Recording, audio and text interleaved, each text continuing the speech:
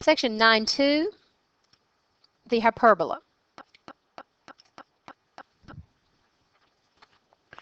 We've studied two conic sections, the circle and the ellipse. This is the third one.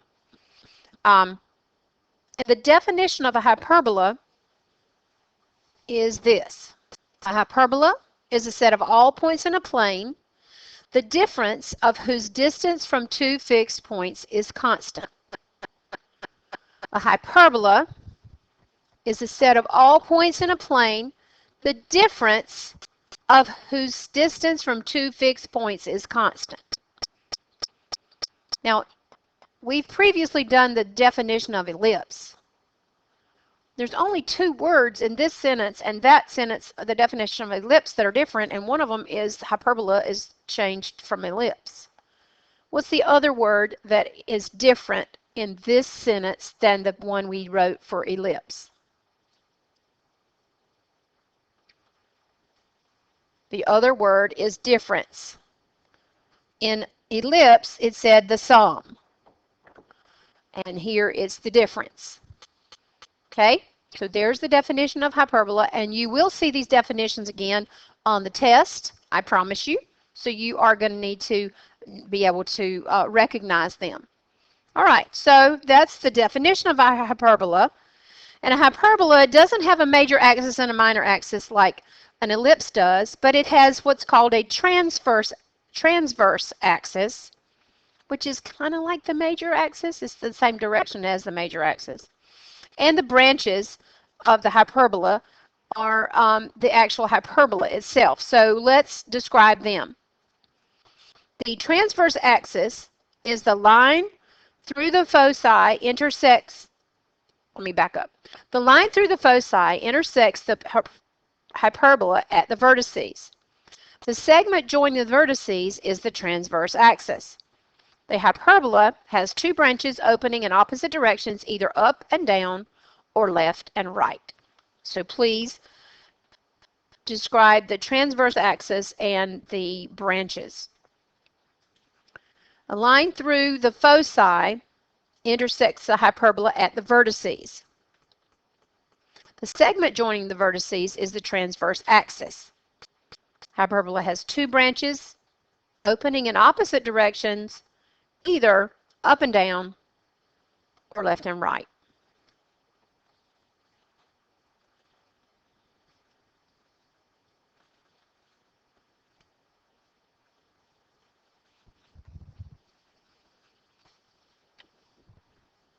Okay? Give you another few seconds here.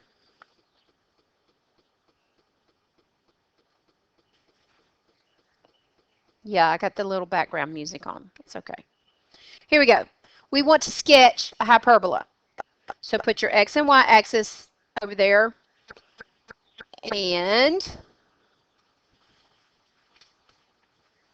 the center of this one is the origin. Draw these 2 points right here, the red points. Those are our vertices, so each one is a vertex. And the segment joining them is that transverse axis we were talking about. But notice that's actually not even inside the hyperbolas. The hyperbola branches are going, in this case, left and right. There they are in green. They do go through the vertex. And within their kind of interior is a foci. A focus in each one of those. Okay? And the transverse axis is there. So just sketch that. We are not going to worry about the order pairs for foci, for vertices. The only order pair we're going to worry about is the center. And then graphing this hyperbola. You do need a straight edge though. So I'm going to, right now, somebody in the room hand those out if they haven't already haven't done so already. You need a straight edge. You'll see why in a few minutes. I know that doesn't look like there's any straight lines on there, but there really are some straight lines involved. Okay? Now we want the equations of these. The equation of a hyperbola looks a whole lot like the equations of an ellipse. They have a lot of similarities. So here we go. Here's one. X squared over A squared minus Y squared over B squared equals 1. X squared over A squared minus Y squared over B squared equals 1. This particular one goes left, right. Okay, we'll talk about it in a second why. Then there's one that is in the form Y squared over A squared minus X squared over B squared equals 1. And this one goes up, down. This would be two of the branches, and they would go up and down. Now look and see if you can decide why we might how we might could tell. Because in the previous example with the ellipse, the A squared and B squared swap places, but notice the A squared and B squared do not swap places in this case. What swap places? It's the X squared and Y squared. You see them? They swap places, and do notice that the Y squared is negative in the first one and the X squared is negative in the second one. So let's focus on which one's positive. The X squared is positive here in the one written in black, and that's why it goes left, right. A term that's positive, that variable is the direction of its axis, is the direction it will go for the graph, okay? And in this one, the Y squared is first, it's the positive. That means it's going to go in the Y direction, which means it will open up and down. All right, I'm assuming you have written those down by now. And it does say to describe how you would know it, okay? So it goes left, right if the X squared is in the front or it's positive, and it goes up and down if the Y squared is first or is positive. Okay? All right, let's move on. You see two equations there and the two graphs, but move on down to underneath. It says, what are asymptotes and where are they located in relation to hyperbolas?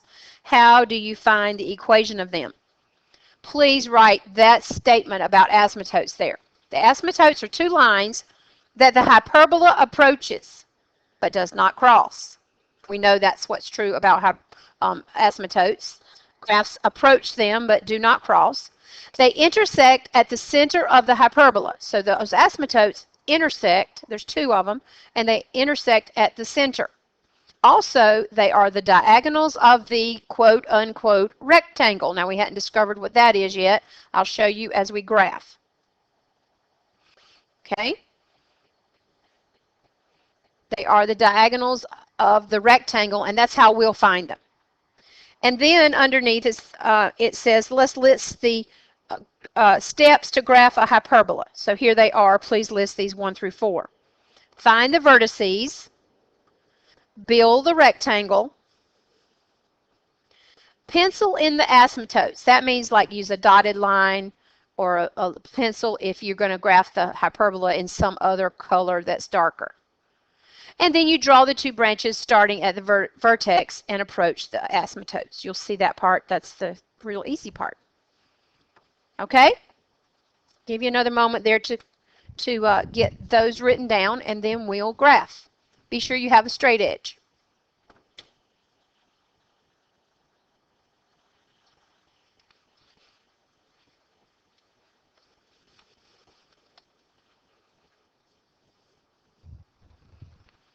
Okay? All right, let's look at the one in red. That's the first one you have there, number 1. We need to decide which way this goes, and we need the value of A and the value of B.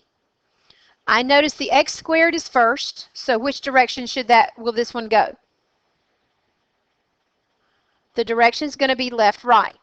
So I can do that, or maybe I want to just draw kind of the picture of what the hyperbola is going to look like going left and right. That might be a better key for me to remember which way to go. Okay?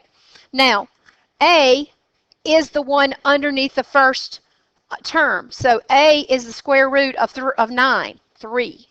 And B is the square root of 25, 5. In this case, with hyperbolas, A is not always greater than B. It doesn't matter. It can be either way. It can be greater, but it doesn't have to be. So we don't worry about their relationship. We just know that the a term, or a squared, is underneath the first term, which is the positive one. Okay, so where's the center of this? Well, when we look here, we just got x squared and y squared. So the center of this, which I forgot to put up here, is the origin. These first ones are going to be centered at the origin. And I'm going to need some stuff from up there. So I'm going to need some tools. All right. So the center's at the origin. I'll just put that point there so I can count from it. And I'm going left 3, 1, 2, 3, and right 3. So those 2 points are the vertices of our hyperbola. Okay? And if I were to join them, that would be the transverse axis. You don't need to draw that in. And then from the center, we're going to go the B direction, up and down. 5 up and 5 down. That's just 4. I think that's 5 now. Yep. Okay. Now, if this was an ellipse, you see those would be our points, and we could just draw our ellipse in there. But this is not an ellipse. This is a hyperbola. You need your straight edge right now, because we are going to be just drawing a rectangle in here. Okay? I think I'll use a solid line for this part. These 4 points, the one, not the center, but the 4 outer points here, are midpoints of sides of a rectangle, of the rectangle. So if this is the midpoint, then I can see that this side is going to go from here to here. And this one on the right is a midpoint, so it's going to go from here all the way up to there. And then across, matching the one at the bottom, and then matching the one on the right. There's our rectangle. Now, it said pencil it in, so I'm going to change the color. I think I am, if it's going to cooperate. Not cooperating. Don't you love it? Let's change the, let's do here. Properties, let's change the color of these to that. Okay. And change the color. Okay, so there's my rectangle. And you see it's there, but it's not my hyperbola yet. It's just an indicator. So draw that lightly. If you want to do it with dotted, I just wanted to do the asymptotes in dotted lines. That's the reason I didn't do those in dotted. Okay, there's the rectangle. Let's go to the steps. Find the vertices. We did that. Build the rectangle. Just did that. Now we're going to pencil in the asymptotes. This is dotted lines. I'm going to draw the diagonal from one corner to the other corner of this rectangle. And then draw the one from the other corner to corner. Then, because this is smartboard, I'm going to extend it. Now you can, with your ruler, just draw it all the way through, not having to do this in sections, okay? So there's one of my asymptotes, and the other one here going through the 2 vertices of the opposite vertices of the rectangle. Those are my asymptotes. You draw them beyond the rectangle because all of the hyperbola is outside of the rectangle. The only points that matter are these. I'm going to go, well, they're green now, and the paper's green, so let me change.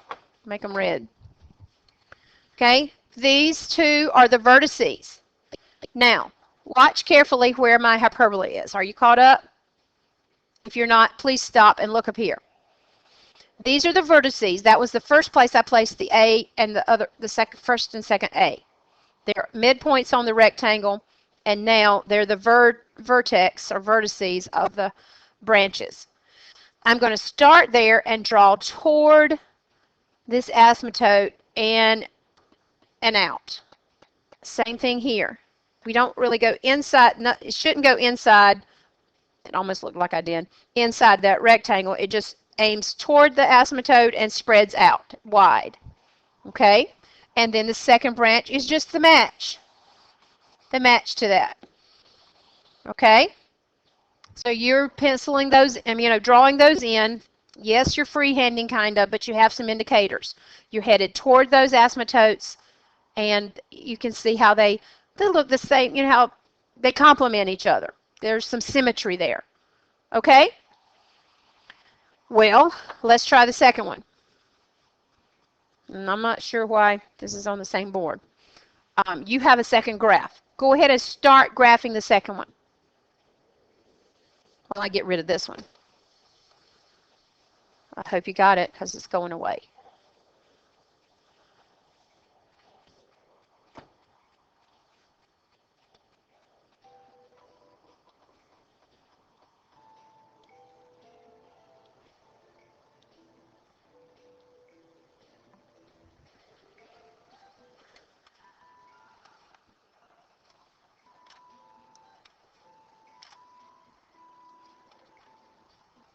Okay. If you've gotten started, you should have decided which direction. So we'll have kind of an up and a down, a smile and a frown. What is A? 4. What is B? 6. Okay, from the center, we're going up 4, down 4, right 6, and left 6. Here we count. Okay, now what do I put in here?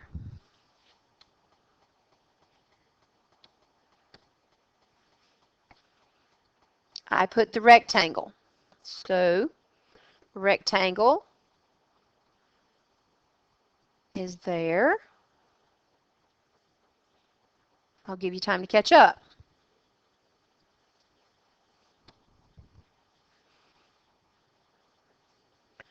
And what's next? Now that I have the rectangle, I draw the diagonals, which are the asymptotes. And here on the smartboard, I'll move them around so they actually hit the vertices.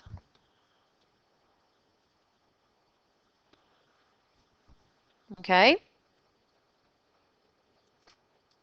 Now, if you take a look at it, it's actually set up to graph two different hyperbolas. Do you see that? One could be left, right, one is up, down. Only one of them is the answer to this. Only one of those hyperbolas is the right one.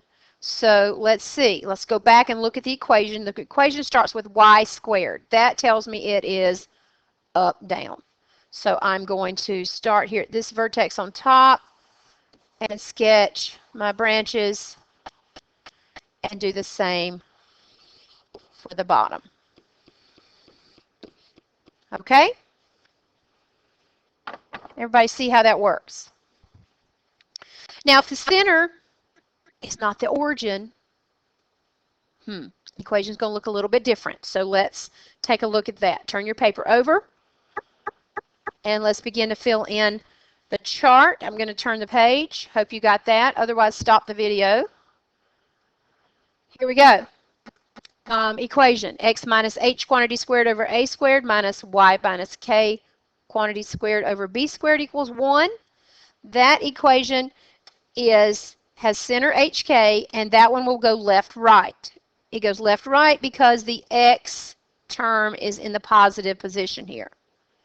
Then in the blue, we've got y minus k quantity squared over a squared minus x minus h quantity squared over b squared equals 1. Center is still hk, but this one goes up and down because the y is in the first position that's positive. There's a catch on this one. I don't know if anybody's seen it yet. The center is tricky. The center is tricky because you got to go over here to the x, which is the second parentheses, and find your h, and back over to the first parentheses to find the k. Because the x and y have switched places, so that means your h and k have also switched places, so you got to be careful. Okay? And the rest of that, you don't need to worry about the vertices, the transverse axis, none of that. Okay, and you can see the little graph. There it is, the little pictures of the little pairs of horseshoes. Okay, whatever. All right, let's move on. Now, here's one where, and this is the second one. So I'm going to leave the first one. We're not going to do the first one. We'll just do the second one. So let's go. Number 2, your example number 2. Is this going up, down, or left, right? It's going up, down. Okay. What is A? 6. What is B? 7. What is the center?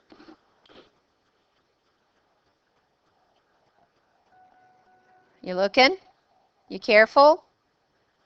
It's -1, 2. We had to go over here to the second part and find the opposite of this is -1, and then here is the K. All right? So now let's get this graph. Center, -1, +2. There's our center. And from that center, I'm going which way to count 6? Up or down? Up or left? Up, down, or left, right? Going up. Up 6 and down 6. Then right 7 and left 7. Now we're ready for the rectangle. I'll make it pink this time for no reason at all. Just I got pink. Pretty big rectangle. Can you see it? Not showing up very good, but it's on there. And then we need our asymptotes. Okay, which are the diagonals of this box. So let me get them nice and straight here. Extend beyond, they have to be beyond that rectangle because you wouldn't have any place to go to draw your hyperbola if they're not outside. Okay. All right, now which way does this go? Is it up, down, or left, right? It's up, down. So I'm up here with this, spreading out, and then at the bottom, okay, headed toward your asymptotes. So that's all there is to having one where the center is not at the origin. It's pretty simple. Okay, and after doing the ellipses yesterday, these steps, even though you got a few more things going on here with the rectangle and the asymptotes, it's still not hard. Okay, last thing. What if it's in standard form? Well, again, standard form is ax squared plus cy squared plus dx plus ey plus f equals 0. We wrote that yesterday. Here we go with this one. We've got to be careful. So let's do it. We're going to bring the x terms together. 4x squared minus 16x. Okay. Then the y terms, look, this is -6y squared. I got a parentheses there. I might leave this parentheses off. Minus 9, sorry, that's wrong. Start over. Minus 9y squared plus 54y, and I'm going to put that 101 on the other side. Okay? Now, we want to factor out, I'll just take that out of there. We want to factor out the common factor for these like terms. So the x terms we're taking out of 4, leaving x squared minus 4x. In the y terms, we need to take out a negative, -9, which leaves y squared, and then a -6y. Everybody see why that's negative? Okay? Then let's complete the square in the parentheses. We got a 4 right here. Half of 4 is 2. 2 squared is 4. But is that really a 4? No, it's 4 times 4, which is 16. I will add 16 to the right because I just added 16 to the left. Kind of sneakily, if that's a word, not a word. Okay, then let's look at the y. 6. Half of 6 is 3. 3 squared is 9. We are adding 9 inside the parentheses, but that's being multiplied by the negative 9 outside the parentheses, which means I really added a negative 81. Negative 81.